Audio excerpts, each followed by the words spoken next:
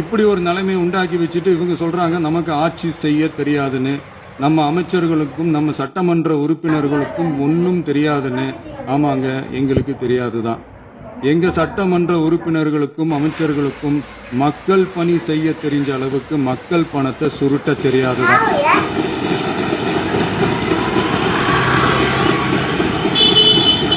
டெண்டர்களை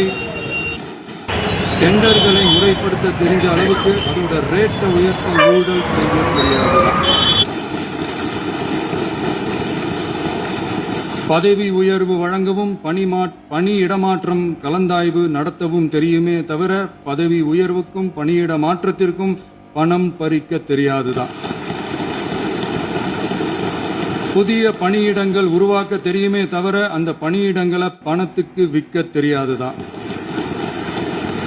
கோயில்களில் நடக்கிற